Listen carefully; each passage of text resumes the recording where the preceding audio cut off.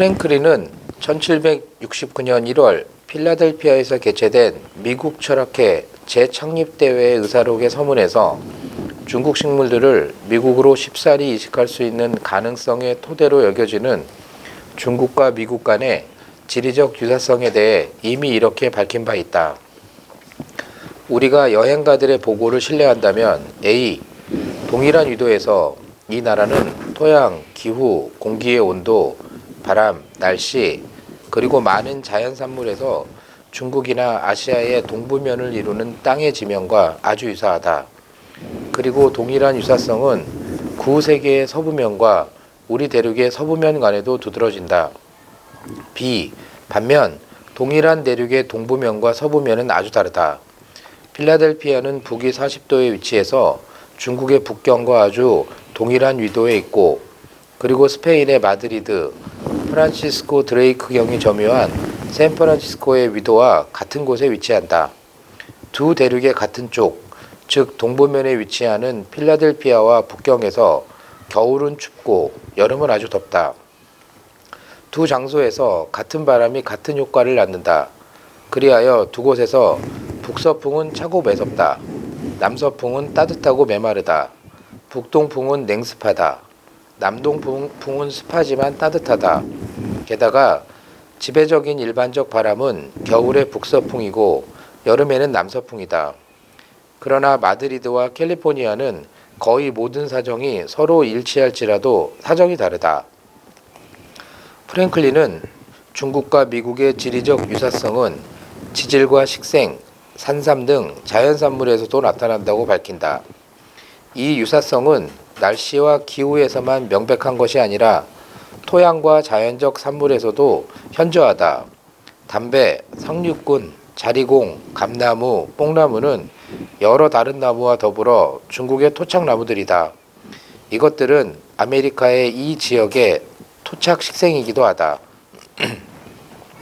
산삼 또는 인삼은 북경의 서쪽에 모여 있고, 우리가 아는 한 아메리카의 동일한 위도 안쪽 지역 외에는 세계의 어느 다른 지역에서도 발견되지 않았다. 이 관찰들은 적절한 탐구가 이루어진다면 중국의 토착식물의 많은 종류가 더 많이, 그리고 어쩌면 우리들 사이에서 아주 많이 소비되고 있고 지금은 우리의 식품이 되고 있는 차도 아메리카에서 발견될 수 있다고 희망할 근거를 준다. 여기서 인삼 또는 산삼 또는 인삼이라고 그러는데 산삼을 말해요. 그들이 인삼을 재배하지 않았으니까. 이 산삼은 미국을 경제적 파탄으로부터 구해준 대단히 중요한 농산물이라고 그랬죠. 나중에 또 한 번 나올 거예요. 자.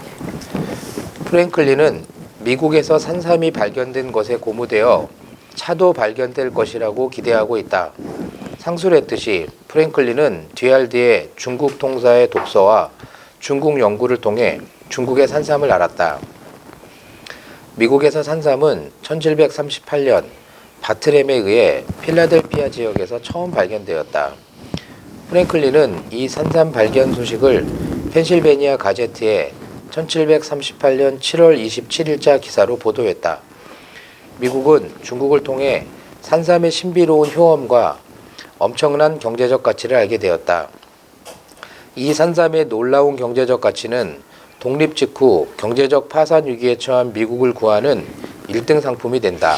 근데 이게 미국 산삼이 효염이 우리나라 산삼의 효염의 10분의 1밖에 아니에요. 그러니까 미국 산삼 갖고 와서 한국에서 팔면 10분의 1 이하로 떨어지게 되는데 이때는 몰랐어요. 중국인들은 고려 산삼이 제일 좋다는 원래 품평 때문에 계속 중국에서는 고려 산삼을 비싸게 사들이고 인삼도 비싸게 사들였는데 미국 산삼이 나타났을 때는 효염을 몰랐고 중국 산삼이나 같은 가격에 사준 거죠. 나중에 문제가 있는 걸 알게 되는데 조선 500년, 고려 500년 동안 끊임없이 한반도의 산삼은 중국으로 수출됐다. 그리고 진시황도 불로초가 이제 산삼이라고 생각하고 산삼캐로 산남 선녀 3,000명을 뽑아서 보냈는데 한국에서 와서 터잡고 살아버리고 안 돌아갔지. 자, 사람이 드나든 적도 없고 산삼이 채취된 적도 없는 미국의 깊은 산 속에는 당시에 많은 산삼이 자라고 있었다. 필라델피아에서 발견된 지 얼마 되지 않아 수많은 산에서 채취되기 시작한 미국 산삼은 엄청난 양으로 모아져 중국으로 역수출되기 시작했다. 심지어 거의 유일한 미국이 수출할 수 있는 유일한 상품이었어요. 그러니까 가서 이게 현금을 만들어서 거기서 미국 상품을 또 사갖고 돌아올 수 있는 진짜 국력을 좌지우지하는 상품이었다, 이 산삼이. 자. 심지어 1750년에서 60년대에는 미국 산삼이 무분별한 마케팅으로 인해 이미 중국 시장을 포화시켰다. 그것은 비밀리에 중국 고위층에 진짜 중국 산삼으로 팔렸으나 많은 양이 사기로 발각당하고 그 가격이 제로로 추락하고 말았다. 가짜 중국 산삼이네 이렇게 되면서 실제로는 효염이 없지는 않아요. 있는데 완전 가짜로 페이크로 이제 처벌당한 거. 그러나 17세기 말에 시장이 다시 살아났다. 그리하여 조지 워싱턴 대통령이 중국 황제가 특별히 신생국가 미국을 가상히 여겨 미국인들에게 중국과의 직거래 통상을 특허해 미국을 경제 위기로부터 구해주기를 바라며 선박 증명서와 출항 명령을 내준 360톤급 미국 상선 엠프리스 오브 차이나호는 워싱턴의 생일날인 1784년 2월 22일 무려 45톤의 산삼을 싣고 광동을 향해 뉴욕항을 출발했다. 45톤이면 어마어마한 양인데 이제 톤수 때문에 막 말이 설랑설라고 말이 많아요. 근데 이 산장이 배포가 큰 놈이야. 우겨갖고 왕창 싣고 가는 거야. 이거 다 팔았어. 다행히도 다 팔았다. 자. 주변 사람들은 산삼이 너무 많다고 우려했다. 그러나 엠프리스 오브 차이나호의 화물 관리인 세뮤얼 쇼는 이런 우려에도 불구하고 산삼 판매를 낙관했고 결국 전량을 다 팔고 1785년 5월 11일 뉴욕항에 귀향했다. 첫 번째 대중 무역선이야. 이것이 나중에 40~50척으로 늘어나니까 미국을 경제적으로 살린 그 가장 중요한 무역 관계는 중국과의 무역 관계였다. 자. 유럽인들은 중국차를 금은의 현금으로 구입해야 했지만 미국인들은 더 쉬운 조건으로 즉 산삼과 맞교환함으로써 대량의 차를 구입할 수 있었다. 이것은 1786년에서 1789년의 두 번째 항해에서도 마찬가지였다. 쇼는 항해 일지에 이것을 흐뭇하다고 기록하고 있다. 영국의 경제 봉쇄에 걸려 파산 위기에 처했던 독립국가 미국은 중국과의 직거래 무역에서 산삼 덕택에 마침내 구조된 것이다. 이게 직거래 무역이 중요했던 것은 모든 중국과의 무역은 영국 법률 체계 하에서는 동인도 회사를 통하게 되어 있었는데 독립전쟁이 나가지고 이제 다 파탄이 돼버리니까 영국이 아예 패배했잖아요. 미국 동인도 회사는 미국과의 모든 거래를 중단하라고 그래가지고 완전 막혀버린 거예요. 중국과의 간접 거래도 이제 안 된 거예요. 옛날 동인도 회사를 통해서 이제 사들이고 중공품을 이제 시장에 내놓고 미국이 그랬었는데 그것마저 없어져 버리는 상황에서 직거래를 정말로 막무가내로 가서 직거래를 튼 거죠. 살 길을 찾은 거예요, 여기서. 한편 프랭클린은 지리와 지질 차이로 인한 식생의 차이에 대해서 분명히 의식한다. 우리가 책에서 읽은 아라크 나무가 아메리카 코코아나 고운 화주를 증류해낼 수 있는 대량의 풍요롭고 달콤한 즙을 많은 해 동안 계속 산출해줄 우리의 설탕 단풍나무와 같은 것이 아닌지를 누가 아는가? 우리의 섬에서 재배된 것과 다른 버지니아의 면화가 중국인들이 고운 칼리코스 옥양목과 무슬린 옥양목을 만드는 면화와 같은 것이 아닌지, 아메리카의 인디언 대마 또는 더 가능성이 있는 바 버지니아에서 발견되는 신란초가 중국의 약초와 같은 것이 아닌지, 그리고 시인들과 여행가들이 해온 경이로운 이야기의 소재가 되어온 중국에서 나무로부터 모아진 비단이 많은 곳에서 아주 많은 양으로 우리의 나무와 수풀에서 발견되는 고치들 이상의 어떤 것인지를 탐구할 가치가 있을 것이다. 여기서도 역시 비교 기준은 중국의 옥양목, 중국의 약초, 중국의 비단이 되고 있다. 혹시 중국에서 있는 그런 그런 식물들을 그대로 안 갖고 오더라도 우리가 이름만 다르지 혹시 우리에게 있는 이런 식물들이 그런 거 아닐까? 뭐 요거 길러버리면 되는 거잖아요. 자. 이런 비교에는 당대 최고의 제품이 중국 제품이기 때문에 이와 유사한 모조품을 만들어 중국 상품에 대한 수입 대체 산업을 일으키려는 프랭클린의 관심이 녹아들어 있다. 따라서 의사록 서문에서 프랭클린의 주요 관심은 당연히 중국 비단과 중국 도자기로 쏠리게 된다. 중국의 비단실은 여러 종류인 것 같다. 그들은 반다나 노스와 거친 비단이 만들어지는 종류는 강하고 까칠하다. 그들이 고운 다마스크, 능직을 직조하는 종류는 부드럽지만 보다 약한 실이다. 따라서 그들이 여러 종자의 누에를 가졌을 개연성이 있다. 이게 누에도 한 수백 종 돼요. 어떤 누에를 기르느냐, 또 어떻게 먹이냐에 따라서 비단이 달라지거든요. 이게 약간 의아함 속에서 의심을 한 거예요. 이게 누에 종류가 여러 가지가 있는 거 아니야? 이렇게 하나만 있는 게 아니라. 자. 아메리카의 이 지역에서는 다양한 종류의 누에들이 다양한 나무와 관목에서 발견된다. 이 중 어떤 누에의 고치, 특히 사사프라스 나무를 먹는 누에들은 더 크고 이 누에들이 만드는 비단은 그리 곱지 않아도 뽕나무를 먹는 이탈리아 누에보다 훨씬 더 강하다. 우리 자신의 누에로 실험을 해본다면 그리고 가장 유용한 누에들이 번식된다면 이 나라가 수년 내에 많은 비단을 생산할 수 있다고 믿지 않을 이유가 있지 않은가. 이 단계에는 유럽에서 일반적으로 비단의 짝퉁 비단을 생산하고 있었어요.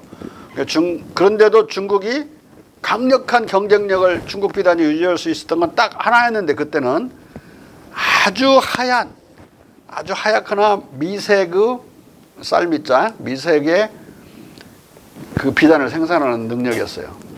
근데 그걸 어떻게 하는지를 모르는데 나중에 뒤에 나오는데 보면 알겠지만은 1년생 뽕나무 잎을 먹이면 백색 비단이 나와요. 백색 비단. 근데 그걸 흉내내지 못하는 거야. 유럽에서는 그 짝퉁들은 다 누리끼리 형식 나오는데. 그 다음에 2년생을 먹이면 그 미색, 고운 미색, 병아리색 있잖아요. 병아리색. 그게 나와요. 그걸 알아내. 프랭클린이. 그러니까 이제 나중에 그게 이제 또 서양이나 미국에 다 전반적으로 번져서 그 백색 비단과 미색 비단의 경쟁력이 없어져요. 근데 그때 중국은 또 어디로 탈출을 하냐? 물에 이렇게 묻으면 이게 젖으면 헝클어져 가지고 이게 비단이 대단히 그 빨래하기가 힘든 그런 건데 막 구겨져 갖고 잘 안 펴져서. 그런데 물이 묻더라도 구겨지지도 않는 비단을 생산해요. 그래가지고 막 그걸 팔아먹어 가지고 경쟁력을 계속 유지해. 1930년, 40년대까지 유일한 그런 비단 생산국이었는데 그 비단은 누에에게 참나무 잎을 먹였다. 참나무는 재배가 안 되니까 모든 농민들이 산으로 참나무를 따라다녔어. 그리고 참나무를 먹여서 그걸로 기르면은 거기서 나온 비단은 그 물에 젖더라도 꾸깃꾸깃 안 되고 쫙 퍼져 있는 비단이 나오는 거예요. 근데 이제 그건 내가 어디 영화 보다 보니까 미군 비행기가 추락하면 비행사를 구하는 그런 중국인들 활동상을 그린 영화인데 거기에서 그 여성 하나가 이제 그걸로 나중에 비행사를 숨겨줬다가 큰 코 다치게 되는데 그 여성이 그 누에를 기르는데 산에서 바구니를 짊어지고 그 나뭇잎을 따라다니는 거야. 우리가 보통 알고 있었던 거고 다르지. 우리는 이게 뽕나무 밭에서 뽕잎을 따야 되는데 그게 이제 책에서 말하는 다른 책에서 말하는 그 참나무 잎을 먹는 누에의 비단 그거였던 거예요. 일반화 나중에는 그게 경쟁력이 있으니까 중국 내에서 일반화된 것 같아요. 뽕나무를 먹이지 않고 참나무를 먹이는. 자,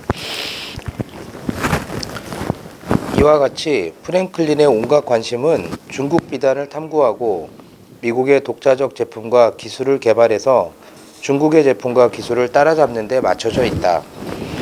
중국의 식물들 중 여기에 도입된 것들은 우리의 토양과 기후에 어울리고 우리의 가장 열렬한 기대에 맞을 정도로 번창하는 것으로 보인다. 쌀, 솔, 중국자 운영을 보라. 이런 것들은 다른 것들을 실험하도록 우리를 부추길 수 있다. 사탕수수, 커피, 생강 등에 대해 우리의 여러 도서 지역에서 이루어진 실험 재배로부터 동인도의 향신료들이 거기서 번식하고 경작될 수 있으리라고 희망할 이유가 생겨난다. 이와 같이 9세기의 동쪽편에 있는 저 나라들의 생산물, 특히 중국의 생산물을 들여옴으로써 이 나라가 기대되었을 수 있는 것을 넘어 향상될 수 있다. 그리고 바로 이어서 프랭클린은 상술한 대로 중국인들의 토착 식물만이 아니라 중국인들의 산업, 그들의 생활 양식, 그리고 진보적 영농법을 도입해서 미국이 세계에서 가장 인구 밀도 높고 가장 인구가 많은 중국만큼 인구가 많아지기를 기원한다. 당시 중국의 인구는 약 3억 명이었고 미국 식민지의 인구는 200만 명을 살짝 넘는 수준이었다. 중국 인구 수준의 실현에 대한 프랭클린의 확신은 중국 인민의 산업적 열정, 높은 생활 수준, 농업의 세련, 엄청나게 많은 인구를 요약하는 미국 철학회의 논평 속에 분명히 반영되어 있다. 이와 동일한 시기에 뒤알드의 중국 통사가 프랭클린과 제퍼슨이 둘 다 이 책을 소장할 만큼 지식인들 사이에서 인기였다. 중국은 여태 알려진 모든 나라들 중 디알드의 중국 통사가 그러니까 여러분도 여러 번 언급되지만 멀리 느껴지는데 그게 아니고 제너럴 히스토리 오브 차이나라고 그래가지고 구글에다가 때려보세요. 그러면 디알드 책이 다 뜬다고. 1, 2, 3, 4권이 다 떠요. 나는 귀찮아서 자꾸 찾아보기 귀찮아서 그냥 프린트해버렸는데 어떤 때는 프린트한 것이 유리할 때가 있고 어떤 때는 구글로 그냥 있는 게 유리할 때가 있어. 구글로 있으면 그냥 집어넣어서 찾을 때는 그게 유리하고 근데 이게 안 도망가고 줄 쳐서 볼 수 있을 때는 이제 프린트할 때 유리한데 그건 쉽게 원전에 접근할 수 있다. 여기서 나오는 모든 내가 인용하는 책들은 대부분 다 원전을 구글 통해서 접근할 수 있어요. 거의 공짜로. 자, 왜냐면 오래된 책을 내가 주로 인용하기 때문에 지금은 다 공짜가 돼 있는 거예요. 제일 애매한 게 지금 있는 책은 지금 나온 책은 3원대잖아. 근데 조금 전 책. 그래서 품절됐어. 이건 공짜가 아직 아니고 사기도 어렵고 이게 제일 골치 아파. 근데 지근육 조교는 그냥 어떻게든 그걸 또 찾아내야 돼. 공짜. 부탁하면 해결돼요. 한 7, 8년 전 내지 10년 전에 품절된 거 이게 가장 골치 아픈 거였는데. 자,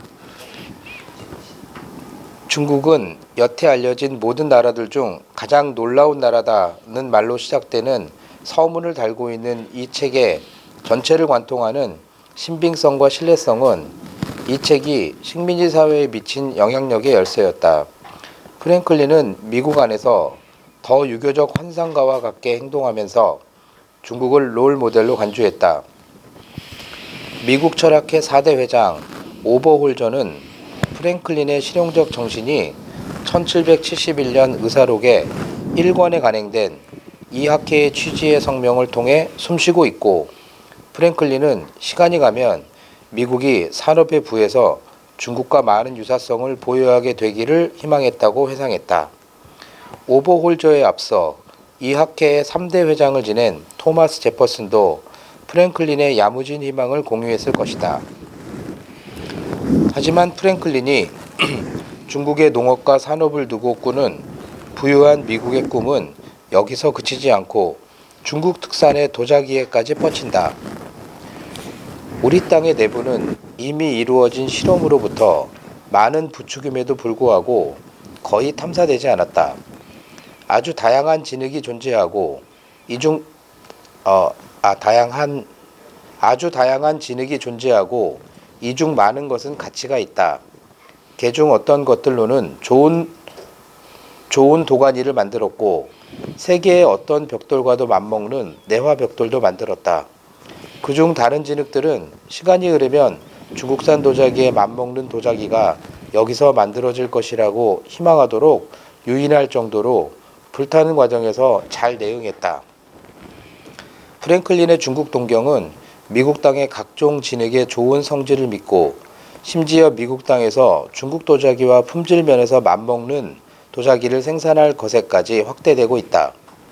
프랭클린의 궁극적 목표는 북미 식민지가 중국 상품을 대체함으로써 식민지 모국 영국과 북미 식민지가 공히 중국에 대한 경제적 의존으로부터 해방되는 것, 즉 중국 상품에 대한 미국의 수입 대체 산업의 성공이다. 이러한 발견들은 우리 자신에게만 혜택인 것이 아니라 우리 모국에 더 유용하게 만들 것이다.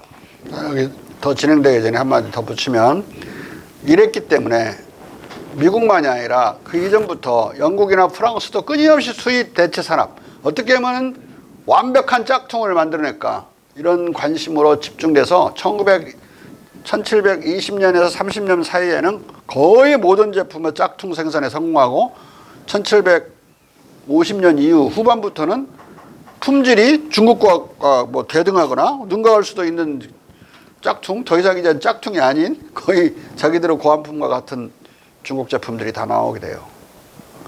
그건 뒤집으면 중국은 그때부터 몰락이 시작된다고. 경제적으로 엄청나게 어려우기 시작해. 이유도 몰라. 왜 이렇게 우리가 못 살아가지? 해외에서 끊임없이 와서 떼어가던 그들의 수입 상품들 찾아오는 배들 이런 게 없어져 버린 거예요. 그러니까 중국 상품에 대한 해외 수요의 고갈, 점진적인 고갈, 그것이 거의 100년에 걸쳐서 고갈되니까 안락사 상황이지. 마치 편안하게 죽어가는 죽는지를 모르고 죽는 시기 되면서 원인 분석이 어려운, 왜 우리가 어려워지는지에 대해서 하나하나 상점들이 도자기 상점이 문 닫고 거기에 고용되어 있는 게 뭐 7, 80명이 아니라 7, 8명 정도였는데 걔네들이 하나씩 잘려가고 실업자 되고 기량은 엄청나게 뛰어난데 써먹을 데가 없고 도자기가 안 팔리니까 더 생산을 못하니까 써먹을 데 없는 거지 뭐. 이러면서 실업자가 늘어나면서 임금이 하락하기 시작하고 생활 수준이 전반적으로 하락하기 시작한다. 내수 시장이 좁아지는 거죠. 그러면 또 가만히 있었느냐? 그걸 돌파하기 위해서 새로운 생산 방식으로 이제 그걸 돌파를 하는데 네트워크 생산 방식이었다. 자호상인 중심의 네트워크 생산 방식. 자호상인은 브랜드 상인을 자호상인. 중국말로 브랜드가 자호야 자호. 글자 자자에다가 부를 호자 써가지고 자호상인 중심의 네트워크 생산 방식으로 그 위기를 돌파해요. 돌파하는 때가 어느부터 1870년부터 돌파한다.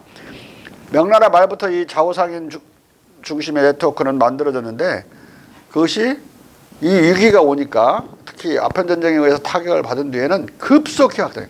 이렇게 확산되다가 아편전쟁 이후에라면 이렇게 그래프로 그려보면 올라가서 이게 정상적인 중국의 상품 생산 방식이 되면서 1920년대, 30년대에 다시 4대 무역 대국으로 복귀한다, 중국이.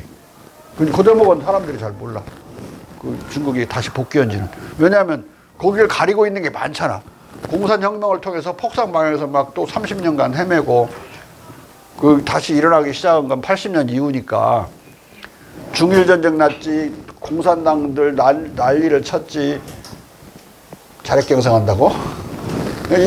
이 한 5, 60년이 다시 허성돼 버리고 다시 가난한 중국의 그 모습이 서양인들의 사진에 엄청 찍혀나가면서 다시 그걸로 도배가 되는 거야. 서양의 중국 이미지가 그걸로 도배가 되는 거야. 가난한 중국, 비참하게 가난한 중국.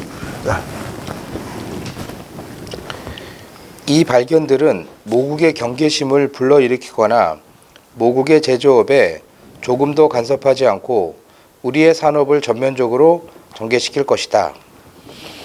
이 발견들은 모국의 상업을 확대하고 그것에 안정을 줄 것이다. 왜냐하면 이 방법으로 대륙 식민지들이 모국에 중국의 진품들을 공급할 수 있다면, 그리고 모국의 도서 지역들이 동인도에 풍부한 향신료들을 제공할 수 있다면, 모국의 상인들은 더 이상 이것들을 얻기 위해 지구의 4분의 3을 가로질러 그토록 지루한 항해의 난관들과 부닥치고 결국 외국인들과의 오만한 터무니없는 요구에 굴복할 필요가 없을 것이다. 그때는 대서양을 돌아가지고 희망봉을 돌아서 인도양을 가로질러 갖고 중국에 와야 됐어요. 미국 입장에서. 그때는 파나마 운하가 없었기 때문에 얼마나 지구의 4분의 3을 돈다는 게 그 소리야. 힘들게 와서 미국에서 그 무역을 하고 가는 게 그걸 할 필요가 없어질 것이다. 만약에 이게 성공한다면. 자. 프랭클린이 미국 철학회 재창립대회 의사록의 서문에서 펼친 이 야무진 꿈들은 사실 거의 다 이루어져 독립전쟁 후 미국은 대번영의 태평성대를 구가하게 된다. 도자기와 도예 기술에 대한 프랭클린의 관심과 연구. 프랭클린은 조지 워싱턴, 토마스 제퍼슨 등과 같은 다른 국부들과 마찬가지로 중국 도자기를 애호했다. 미국 철학회 창립 의사록의 서문에서 보듯이 중국 도자기를 모방해 미국 진흙으로 구워내려는 그의 목표는 애당초 분명했다. 그는 청년기에 검약한 생활 신조와 미미한 소득 때문에 중국 도자기를 구입하는 것을 전혀 꿈도 꿀 수 없었다. 너무 비싼 거야. 너무 비싼 거야. 그런데 어느 날 그의 아내는 그를 위해 첫 중국 도자기를 사다 주었다. 어느 날 아침상에 앉았을 때 나는 아침밥이 은수저와 함께 중국 사발에 담겨져 있는 것을 발견했다. 그것들은 나를 위해 내가 알지 못하는 사이에 내 아내가 산 것이었다. 그의 아내는 프랭클린이 그의 여느 이웃처럼 중국 사발을 쓸만하다고 생각했다. 이것은 우리 집안의 은제 접시와 도자기의 첫 번째 출현이었는데, 이것은 이후에 여러 해가 흐르는 가운데 우리의 부가 증가함에 따라 점차 수백 파운드 가치로 증가했다. 프랭클린은 북미에서 도자기 생산 기술을 개발하려고 애를 썼다. 영국에서 그는 도자기 공장들을 시찰하고 나서 필라델피아로 돌아오려고 준비할 때 이 공장들로부터 샘플을 가지고 왔다. 영국은 1730년대 이전에 중국 진품의 품질과 맞먹는 모조품 생산에 이미 성공하고 이 도자기 수입 대체 산업을 거의 기간 산업으로 입국시킨 상태였다. 자, 이렇게 해서 벌어들인 돈으로 산업혁명의 밑거름 자본을 만들어요. 그 자본 없이는 산업혁명이 새로운 기술을 투입할 수가 없죠. 그러니까 이 짝퉁 생산, 중국 상품을 대체하는 수입 대체 상품 생산 성공과 산업혁명은 직결되어 있다. 직결되어 있어요. 그리고 산업혁명에서 투입된 대부분의 기술은 중국 기술들이에요. 증기기관이 다 중국에 있던 것들이거든요. 그런 농업혁명도 중국 것들 기술로 다 이루어지게 된다. 자. 프랭클린은 북미주 식민지에서 도자기를 생산할 수 있기를 바랐다. 1772년 이미 그는 그의 딸이 그에게 펜실베니아의 몇몇 식민지 이주민들이 거기에서 도자기를 생산하려고 노력한다는 사실을 알려주었을 때 만족감을 표시했다. 그는 아내에게 보낸 한 편지에서 도자기 제조업에서 이룩된 그토록 훌륭한 진보를 발견하고 기쁘다. 나는 그것이 성공하기를 충심으로 기원한다고 쓰고 있다. 뭐 대단한 내국자였어요. 저기 나라에서 이게 구성품이 나오기를 바라는. 프랭클린은 유럽에 체류할 때 중국 도자기를 어떻게 만드는지를 배우는데 상당한 시간을 쏟아부었다. 그는 그의 바쁜 일정에서 시간을 쪼개어 중국 제품을 만드는 데 있어서의 기량의 차이를 찾아내기 위해 유럽 공장들을 방문했다. 1771년 5월 프랭클린은 더비의 도자기 제조업자들과 비단 제사 공장을 방문했다. 그는 영국의 모든 도자기 공장들로부터 배울 만한 뭔가 있다는 것을 깨달았다.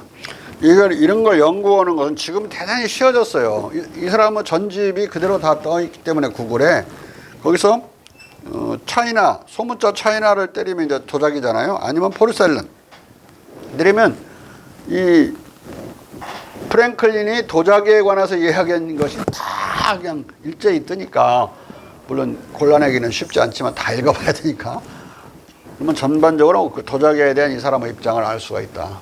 지금은 연구하기가 쉬워져서 전산화되어 있었기 때문이다. 자, 중국 양잠 기술의 연구와 도입. 프랭클린은 언제나 북미 식민지의 필수적 수요 품목을 염두에 두었다. 각종 중국 기술을 배우는 과정에서 프랭클린은 과일로 만드는 식초 제조 기술, 채색 양초 제작 기술, 의류 재료 직조 기술, 난방 기술, 수송 개선 방법 등 삶의 질과 생활 수준을 향상시키는 기술에 초점을 맞췄다. 그는 중국에서 만들어진 채색 양초의 구성 성분과 중국 식초의 구성 요소들을 알아내려는 노력을 그치지 않았다. 그는 광동 근처의 월식에 관한 정보도 수집했다. 그는 오랫동안 월식을 연구해왔다. 벌써 20세에 영국으로부터 귀국하는 여행 기간 동안 그는 월식을 분석함으로써 자신의 위치를 계산해 보기도 했었다. 중국의 비단 경제를 검토한 뒤에 프랭클린은 펜실베니아에서의 비단 경제의 전망을 타산해냈다. 그는 당시에 말했다. 비단으로 납부되는 중국 제국의 세수 부분은 95만 5천 파운드에 달했다. 이것은 중국 제국 전체의 비단 생산의 20분의 1도 되지 않았다.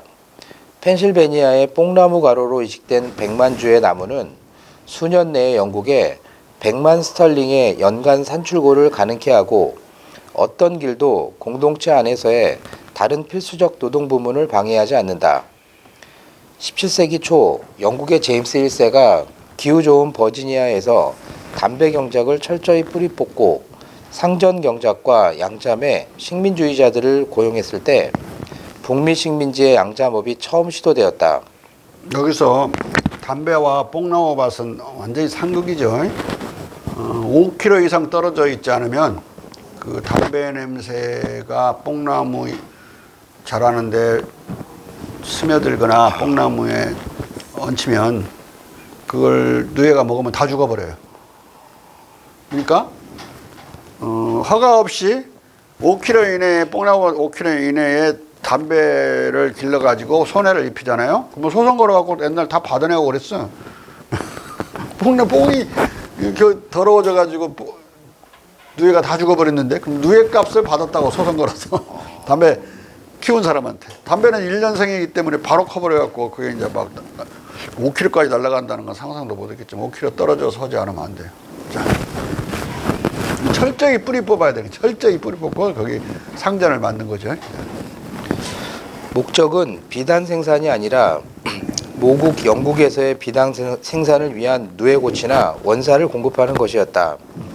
1623년 제임스 1세는 북미 식민지로 뽕나무와 누에알을 보내고 관련 법률을 입법했다. 한동안 비단 관련 사업은 잘 운영되어 소량의 원사가 본국으로 수출되었다. 그러나 본국의 청교도 혁명으로 한동안 식민지의 양잠은 등한이 되었고 식민지 이주민들은 다시 뽕나무와 적대적인 식물인 담배를 갈았다. 그러나 1656년에서 57년 양잠은 다시 상당히 번창했다. 하지만 식민지 의회의 진흥책이 필요했다. 식민지 의회는 가령 한 해에 200파운드의 고치나 원사를 수출하는 자에게 1만 파운드의 담배 재배를 허용하고 1000파운드의 원사를 수출하는 자에게 5000파운드의 담배 재배 허가를 주는 조치를 취했다. 약간의 원사가 생산되어 본국으로 수출되었다. 이런 특전들은 곧 불필요해지자 1666년 폐지되었지만 1669년 다시 1년 동안 복원되었다. 이때부터 상전 경작과 양잠은 급속히 추락했다. 상전도 충분히 무성하고 누에도 번창했지만 이윤율이 담배에 비해서 떨어졌고 결국 원사 생산이 포기되었기 때문이다. 당시 비단은 선남 선녀들이 입기에 아주 불완전한 제품이었다. 이 불완전성은 불량 방적, 불량한 실감기, 불량 세탁, 방직과 마감에서의 기술 부족 등 너댓 가지 원인이 있었다. 그리하여 영국산 비단은 뻣뻣하고 보풀이 일었고 색깔은 좋아 보이지 않았고 광택이 없었다. 그러다가 1732년 조지아 정부에서 종묘 상전이 할당되고 10에이커마다 100주의 뽕나무를 심는 조건으로 토지가 분배되었다. 무료 경작 기간은 10년이었다. 뽕나무 씨앗, 누에알은 무상으로 분배되었다. 뽕 재배와 양잠을 가르칠 강사들도 배치되었다. 그리하여 1735년 8파운드의 원사가 영국으로 발송되었다. 1749년 영국 의회는 조지아 캐롤라이나산으로 증명되는 모든 원사의 관세를 면세하는 양잠진흥법을 통과시켰다. 포상금이 주어지고 이탈리아 양잠법을 가르칠 이탈리아 강사도 파견되었다. 그리하여 1759년 조지아 단독의 원사 수출이 1만 파운드에 달했고 원사의 품질도 다른 지역에서 들어온 원사보다 비싸게 팔릴 만큼 훌륭했다. 1759년은 조지아 양잠이 정점에 달한 해였다. 이 해를 기점으로 조지아 양잠은 면직물에 밀리기 시작했다. 이후 40년 동안 조지아 양잠과 원사 생산은 아주 근소한 수준으로 하락했다. 북미 식민지의 비단 원사는 남캐롤라이나의 원사가 이탈리아 원사를 능가할 만큼 품질이 좋았다. 남북 캐롤라이나와 함께 코네티컷, 펜실베니아, 뉴저지, 뉴욕, 델라웨어, 메릴랜드, 매사추세츠, 버몬트,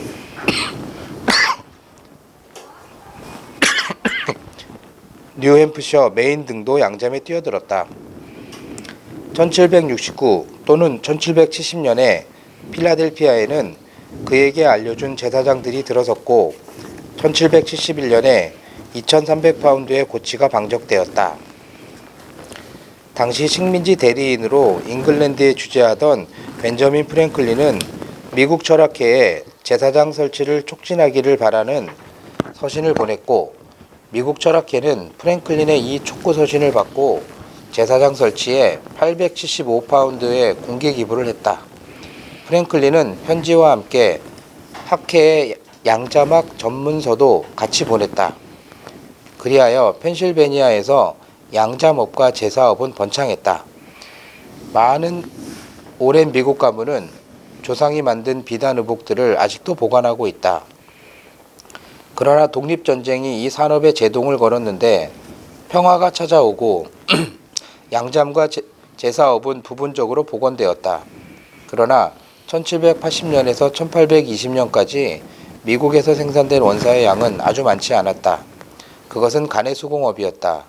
상당한 지역에서 많은 가정이 매년 5, 10, 20, 30, 50파운드의 비단 원사를 생산했다. 아주 열정적인 방적 직공만이 80에서 100파운드 어치의 원사와 명주를 생산했다. 그 사이 미국의 비단 제품 수출은 무서운 속도로 급증하고 있었다. 1821년 미국은 448만 924달러의 비단 제품을 수출했고 1823년에는 671만 3771달러, 1825년에는 1027만 1527달러의 비단을 수출해서 식빵재료 수출을 능가했다. 그러나 미국은 여전히 1825년에도 1083만 5994달러어치의 고급 비단을 중국과 일본으로부터 수입하고 있었다. 저급 비단을 그만큼 가치로 수출하고 고급 비단은 그만큼 가치로 수입하고 그럼 거기서 들어오는 양은 적은데 가격은 많이 나가서 약간 불평등 교환이 되겠죠, 계속해서. 네. 수입 액수가 수출 액수를 약 66만 달러만큼 능가했다. 이 무역 수지 적자는 비단의 품질 격차 때문에 발생하고 있었다. 이후 비단 품질 향상 운동이 벌어졌다. 중국제 비단과 그 생산 기술은 이렇게 천년에 걸쳐 직간접적으로 유럽과 미국으로 전해져 모방되었다. 이런 까닭에 중국, 일본, 인도산 명주는 점차 유럽 명주와 경쟁하기 어려워졌다. 게다가 중국, 일본, 인도산이라는 상표를 단 명주 모조품이 유럽에서 대량으로 생산되었다. 이 짝퉁 때문에 못 해보는 거죠. 그 상품을 몇 대를 중국 걸 갈고 다니니까. 자. 중국 비단이 희귀하고 이국적이고 금값이던 시대는 영원히 지나간 것이다. 그리고 일본의 다이묘, 포르투갈의 예수의 선교사, 멕시코 모험가들이 중국 비단 무역의 사자 몫을 차지하기 위해 경쟁하던 시대도 영원히 지나간 것이다. 그리하여 가령 1775년과 1785년 사이에 영국 동인도 회사의 수출 물목에서 중국에서 수입된 비단은 31%로 줄어들고 1785년과 1795년 사이에는 10% 미만으로 추락했다. 결국 동인도 회사는 비단 선적을 모두 중지하고 비단 무역을 자유화할 수밖에 없었고 1833년에는 동인도 회사의 비단 무역 독점권을 완전히 철폐했다. 1833년 광동에서 매년 수입되는 중국 비단의 양이 약 4,300피컬에 불과했기 때문이다. 무역 독점권이 폐지되자 수입량은 1834년과 1837년 사이에 일시적으로 연평균 1만 피컬까지 올라갔으나 아편 전쟁이 터지자 2,500피컬로 다시 급감했다. 영국의 중국 원사 수요는 18세기 내내 소소했다. 그 이유는 존 롬부가 1718년 더비에 세운 이탈리아 방식의 제사 방직 공장 때문이었다. 이때부터 영국은 대부분 비단 원사를 수입하고 견직물의 수입을 대폭 줄였다. 게다가 18세기 후반 시점에 중국은 이미 원사의 유일한 생산국이 아니었다. 영국은 상당한 양의 원사를 이탈리아, 터키, 벵골로부터 수입했고 벵골로부터의 수입량은 중국 수입량을 능가했다. 영국인들에게 광동의 비단 무역은 광동 체계를 특징 짓는 좌절에 굴복하는 것을 의미했다. 따라서 영국이 중국으로부터 수입하는 소량의 비단은 고급품으로 한정되었다. 하지만 중국, 일본, 인도산 명주, 즉 중국 명주는 미국의 비단 무역 적자가 보여주듯이 18세기와 19세기 초까지도 나름의 특유한 고품질을 갖추고 있어서 특정 목적, 가령 왕실 귀족 대부호의 특용 목적의 수요가 유럽 시장에서 아직 잔존했다. 비싼 비단으로는 계속 팔리고 있었던 거죠.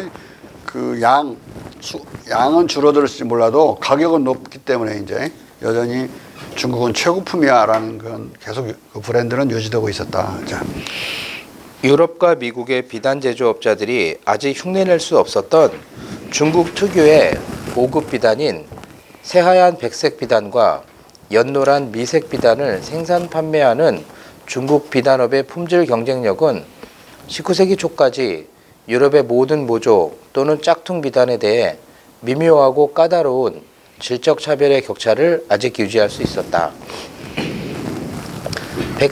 백색 비단 중 가장 유명한 것은 차트리라고 불렸다. 차틀리라는 이름은 절강성 북부의 양잠 중심지인 호주부 남순진의 칠리라는 지명의 발음을 오기한 데서 나온 것이다. 잘못 들으니까 그냥 차틀리라고 쓴 거예요.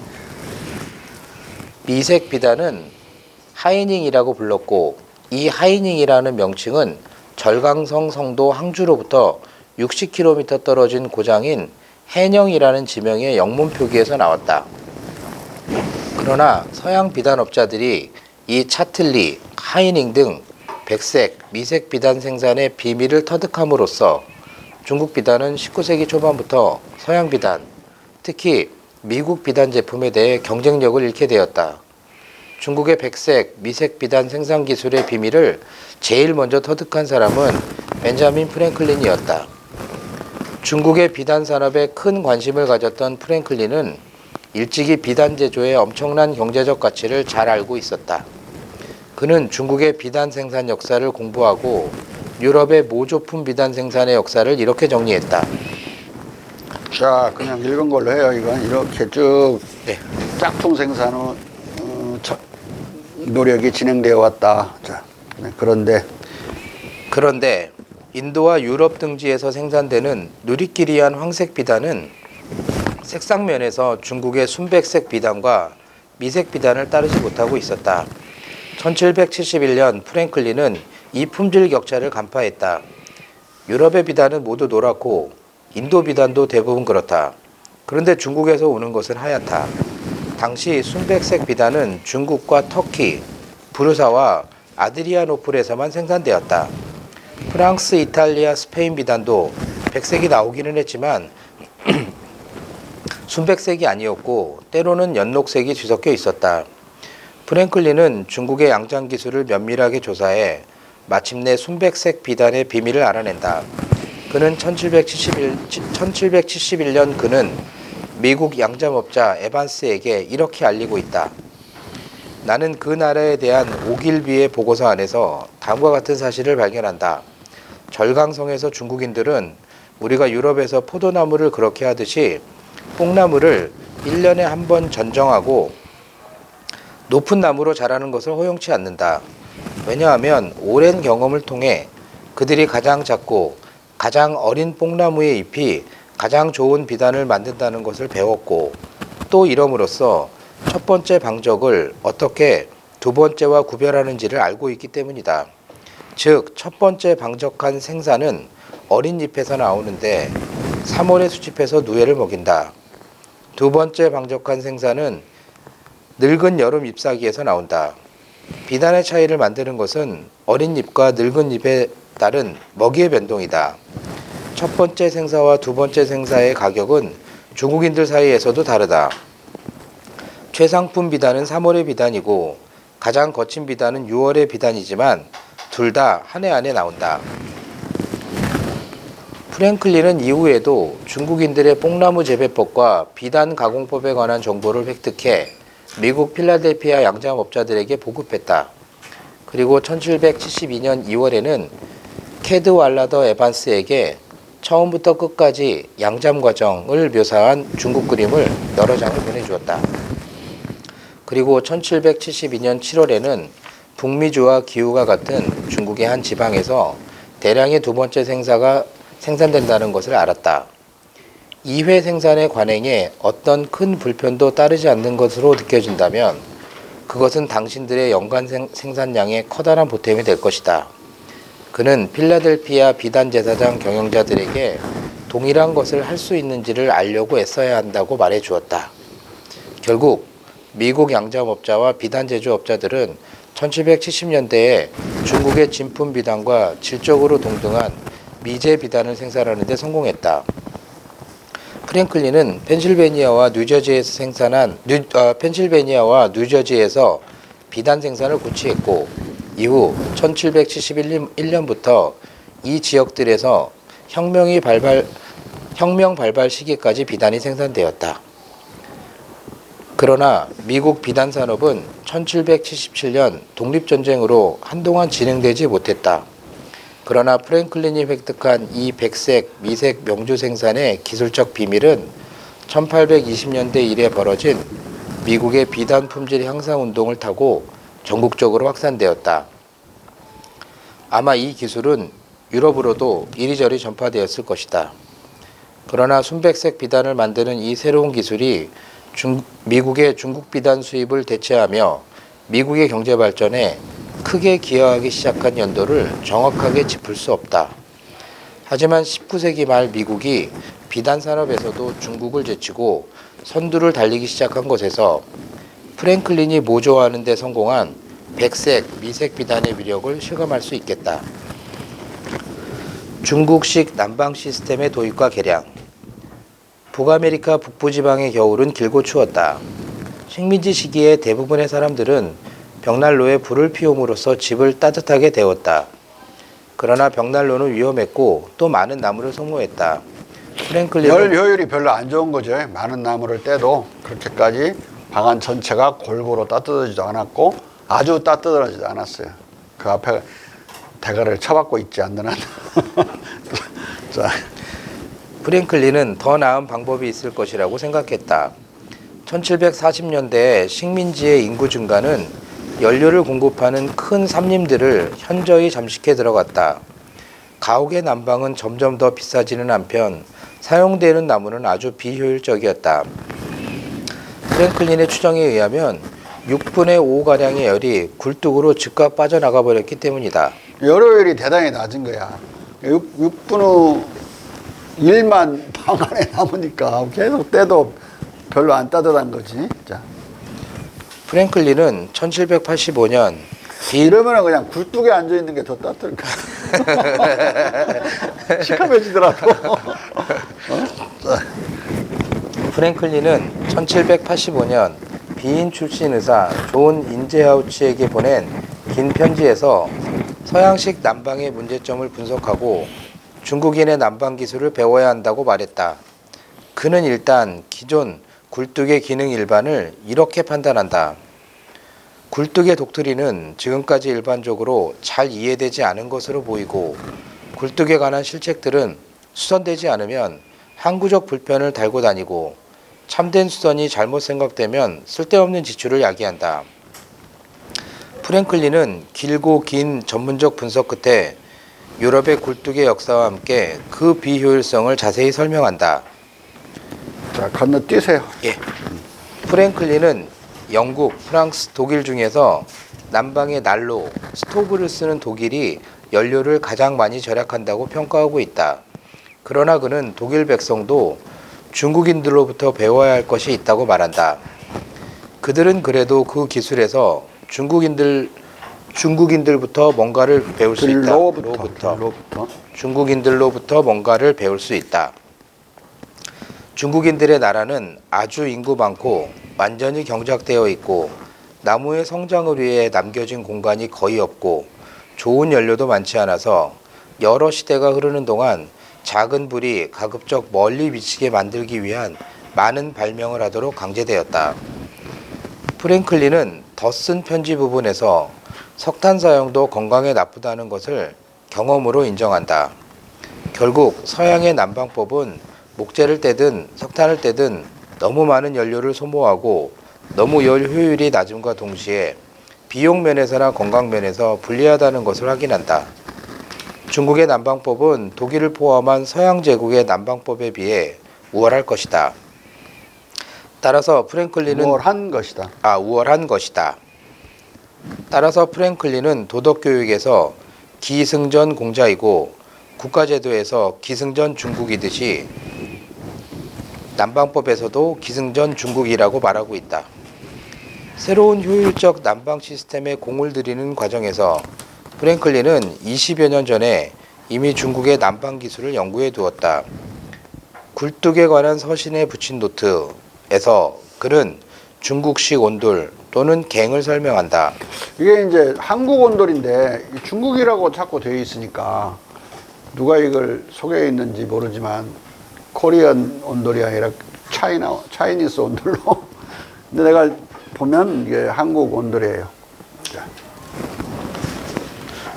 북부 중국인들이 구들바닥을 데우는 독창적 방법이 있다고 얘기된다.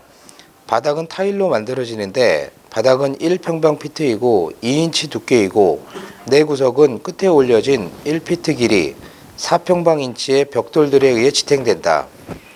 타일들도 그 측면들을 따라 이랑과 계곡들에 의해 서로 맞물려 들어간다.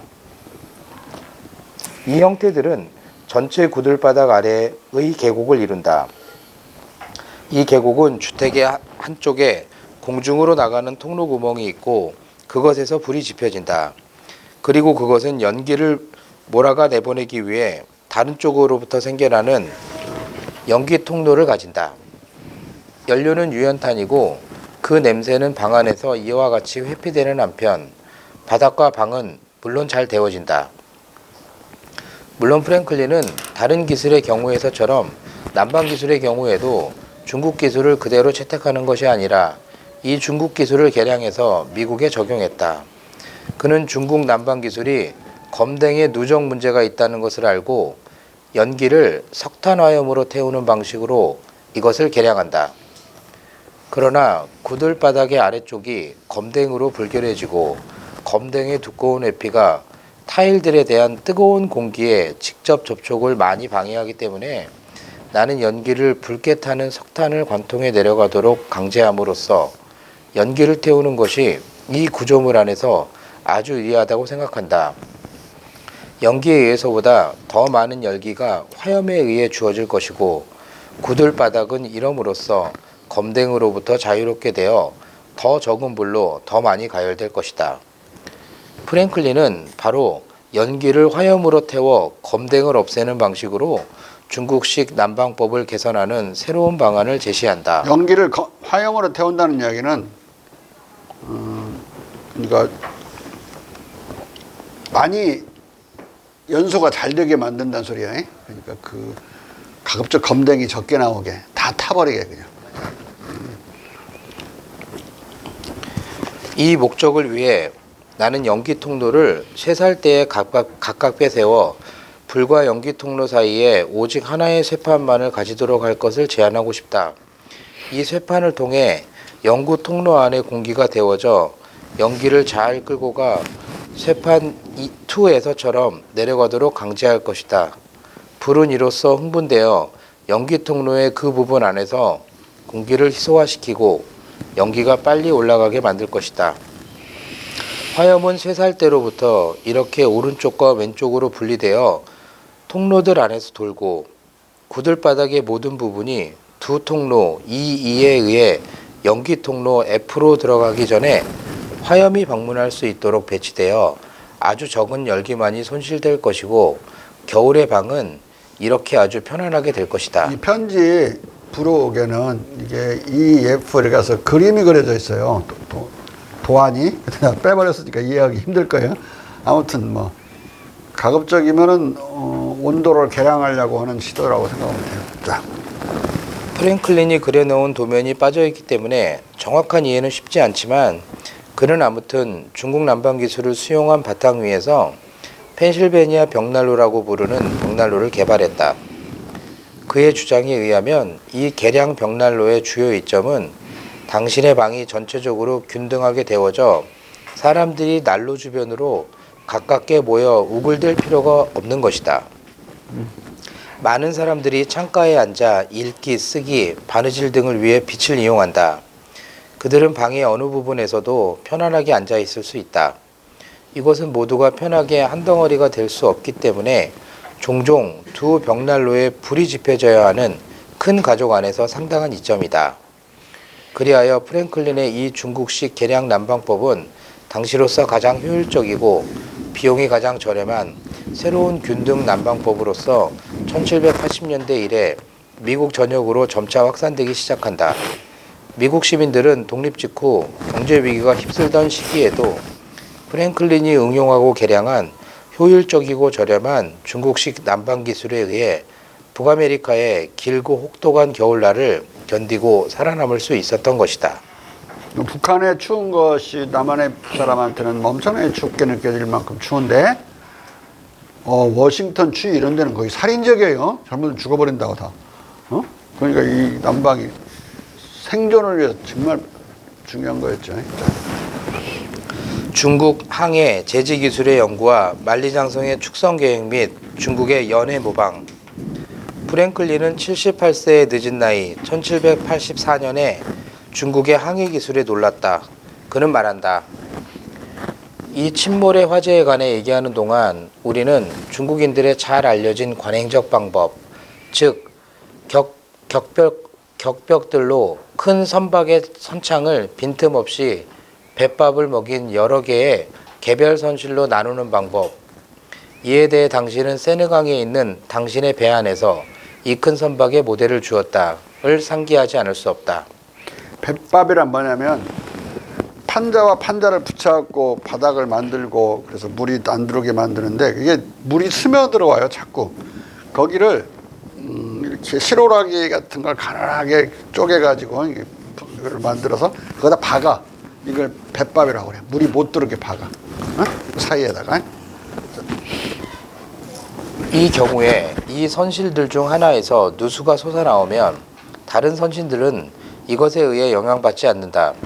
그리고 그 선실이 바다와 수평이 될 때까지 물로 채워져도 선박을 가라앉히기에는 충분치 않을 것이다. 배 그 갑판 아래를 이렇게 여러 칸으로 나눠 가지고 한쪽이 어디 부닥쳐갖고 구멍이 뚫려서 물이 들어오더라도 수면 높이만큼 물이 들어오겠죠. 들어오더라도 옆에 칸하고는 분리되어 있기 때문에 그리고 물이 넘쳐오지 않는 거지. 스며들어오지도 않고 배박을 갖다 박았으니까. 그러니까 침몰하지 않는다 이거지 배가. 만약에 그게 다 뚫려 있으면 구멍 하나 나면 침몰해버리지 그냥. 자. 우리는 이 관행적 방법을 모방하지 않았다. 이것이 화물칸에서 일으킬지도 모르는 모종의 적은 분리점은 아마 한 가지 이유일 것이다. 하지만 나는 이 분리점이 합리적일 것 같은 보험액의 경감에 의해 그리고 차라리 이런 배로 항해하기를 더 원하는 승객들이 지불할 더 높은 배삭에 의해 상쇄되는 것 이상일지 모르겠다고 생각한다. 배가 드는 보험료를 이런 식으로 칸막이를 해가지고 항해를 한다면 보험료를 깎아주는 거지. 그래서 좀 빨리 번져갈 수 있게. 자. 프랭클린은 중국의 조선 기술에 대한 이 연구 결과를 실제 응용했다. 선박을 개별적 방수 선실들로 분리하는 기술을 프랑스와 미국 간 승객 서비스를 설치하는 제안에 적용한 것이다. 프랭클린은 이렇게 기록하고 있다.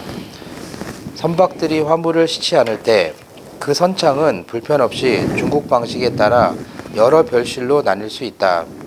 그리고 각 별실들은 물을 들어오지 못하게 뱃밥으로 빈틈없이 메워진다. 이 상태에서 한 별실에서 누수가 발생한다면 이 별실은 누수에 영향받을 것이지만 다른 별실들은 누수로부터 자유로울 것이다. 그리하여 선박은 다른 선박들만큼 쉽사리 해상에서 좌초되거나 침몰하지 않을 것이다. 이것이 알려지면 승객들을 크게 고무할 것이다. 조금 그 선박료를 많이 받아도 이 배를 타려고 하겠죠. 자. 프랭클린은 자신의 중국 선박 연구를 바탕으로 그가 대서양을 7번 횡단했을 때 그가 얻었던 선박과 바다에 관한 모종의 아이디어를 한 친구에게 보낸 놀라운 편지 속에 적어두기로 결심했다. 프랭클린은 중국 조선 기술 외에도 중국의 보트 젓는 기술도 연구했다. 별걸 다 연구했네. 77세의 늙은 나이에 그는 서양의 보트 젓기와 다른 이 중국 기술을 연구하기 시작했다. 프랭클린은 말한다. 중국인들은 계몽된 국민, 존재하는 모든 국민 중 가장 유구하게 문명화된 국민이고 그들의 기술은 유구해서 그 기술을 찬성하게 만드는 추정 근거가 된다. 그들의 배를 젓는 방법은 우리의 방법과 다르다. 우리가 스컬로 노를 저을 때 노 두 개가 고물에서 작동하거나 두 측면에서 같은 동작으로 작동해서 용골과 평행하게 난간에 걸려 있고 언제나 물속에 들어있기 때문이다. 그리하여 노가 우리의 노처럼 배의 측면과 직각을 이루지 않고 한 번 저을 때마다 노가 위로 들리지 않는다. 위로 들리는 때마다 시간 손실이 있고 배는 그 막간의 동력을 잃는다. 우리는 우리의 방식을 보고 우리가 그들이 우리의 방식을 보고 우리가 그들의 방식을 보지만 어느 쪽도 상대방의 것을 배우거나 베낄 엄두가 나지 않는다. 중국식이 물론 서양식보다 훨씬 더 효율적이다. 그러나 두 방법이 효율 면에서 격차가 너무 커서 중국인들은 어차피 서양식 노젓기를 거들떠 보지도 않지만 두 방법이 너무 달라서 서양인들은 그들대로 이것을 배울 엄두를 내지 못했다. 당연히 프랭클린은 중국식 노젓기 기술을 서양인들이 채택하기를 바랐다. 한번 쫙 젓고 다음에 올라올 때는 물 밖으로 오는 게 이제 중국식인데 그러면 이게 저항이 하나도 없잖아요. 그래서 속도를 줄이는 그 쓸데없는 동작을 없애버린 거죠. 얘네들은 계속 안에서 깔짝깔짝대는 식이니까 저항을 만들어내는 측면도 있죠. 근데 두 개 다 자기들 방식으로 너무 익숙해져 가지고 고치기가 어려워요.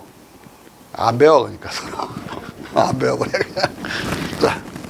프랭클린은 여기서 상론된 중국 기술들 외에 한 표면이 부드러운 대형 종이를 제작하는 중국 제지 방법을 관찰하고 이것을 서양 제작 방법과 비교했다.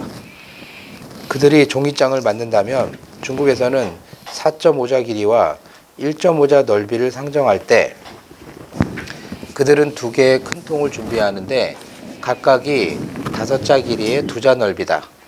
이 통들은 물을 먹은 회반죽과 나란히 맞춰진 벽돌로 만들어져 있다. 이 통들 안에서 재료들이 작업을 준비하기 위해 혼합된다. 프랭클린은 중국식 대형 종이 제지법도 복잡한 설명을 통해 도입할 것을 결정한다. 또한 중국의 만리장성을 모방해서 인디언의 침입을 막는 장대한 장벽을 건설할 것을 제안하기도 했다. 네, 중국의 모든 것을 다 가져오려고 만리장성까지 가져오려고 한 거죠. 그때는 13개주만 있었기 때문에 그 13개주 전체를 인디언과 접촉 경계 지점에 만리장성을 쌓기를 바라는 거예요. 물론 그렇게 방대하고 장대한 장성은 아니겠죠. 통나무가 가서 아마 쌓을 거야. 우리가 그네들 영화 볼 때 보듯이. 중국 건 상상도 못 할 거고. 하여간 이를 막아내는 것은 인디언을 막아내는 것으로는 이게 족할 것이라고 본 거예요. 자. 또한 전기의 성질을 알아내고 피레침을 만들기 위한 실험에서 하늘의 구름을 건드리는 데 사용한 연도, 중국의 연을 모방해서 만든 것이었다. 그러니까 하늘에 구름이 있는데 거기에 연을 띄어 올려가지고 그 구름이 만약에 전하를 가득 띄고 있다면 딱 부닥치면 찌릿 하고 번개불이 나겠죠. 그걸 보고 저것을 쇠를 달아서 올려놓으면 그리로 싹 전기가 빠져나가갖고 큰 건물이 무너지지 않겠구나 이제 이런 생각을 하는데 실제로 실험을 해본 거예요, 이 사람이. 그래서 피레침을 발명한 거예요. 자. 이와 같이 프랭클린은 도덕 철학과 생활윤리로부터 국가사법, 행정, 사회제도를 거쳐 영농법과 산업기술에 이르기까지 거의 철두철미 그가 국민들 중 가장 유구한 국민이자 오랜 경험으로부터 가장 지혜로운 국민이라고 생각하고 계몽된 국민, 존재하는 모든 국민 중 가장 유구하게 문명화된 국민이라고 찬미한 중국인과 중국의 모방을 추구했다. 우리가 지금 알고 있는 중국인은 무슨 유구한 무슨 갖고 있는 그 사상을 갖고 있는 게 아니라 공산주의, 그것도 중국 것도 아닌 서양 것을 갖다가 서양에서 그 칼막스가 만든 최근 것을 갖고 가장 천박한 인민이 돼버렸어요. 자기의 전통과 너무 충돌해서 그렇게 된 건데 자기들의 자존심 회복과 자기들로의 귀순이 그렇게 쉬운 것 같지가 않아요. 왜냐하면 권력 문제 때문에. 그냥 권력 문제만 안 보고 공산당이 권력을 내놔버리면 되는 건데 그건 지켜야 되니까 공산당 강령을 다 그렇게 자본주의, 사회주의, 공산주의라고 3단계, 걔네들은 3단계를 3보주라고 그러거든요. 3보주를 했다가 그걸 지금 이제 온포, 소강, 대동이라고 이제 공자 개념에 따라 바꿔놨거든요. 그렇게 바꾸면 뭐해. 공산당이 권력을 안 내놓으려고 그러니까 여전히 전위정당이고 그냥 박스 대년주의로 그것은 남아있는 거예요. 독재정당이지 뭐. 박정희가 중요한 모델이 되고. 박정희 생각에서 지금 유신을 한 거예요. 이제 시진핑 개인 독재 체제로 바뀌는 거야. 언제 전당대회야, 걔네들. 시진핑의 유신이야. 근데 유신 다음에 어떻게 됐지?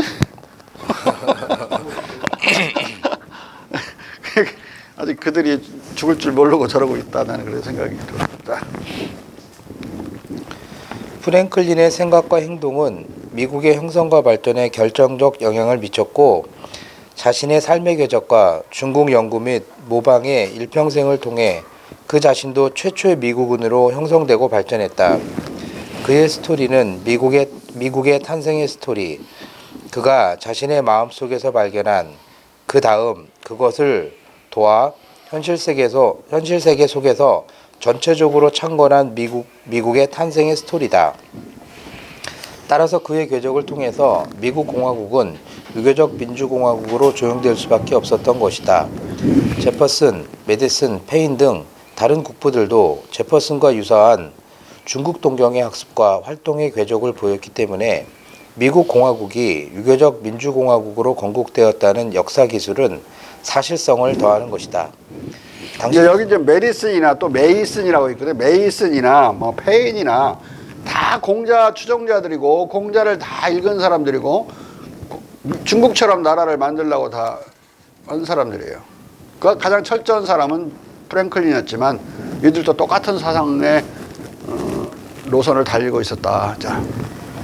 당시로서 중국은 프랭클린이 찬미하듯이 인류 역사상 최초의 그리고 가장 유구한 그리고 유일하게 계몽된 근대 국가였기 때문이다. 1790년 4월 17일 저녁 벤저민 프랭클린은 84세의 나이에 필라델피아에서 손자들의 에워싸여 임종을 맞았다. 사인은 흉막염이었다.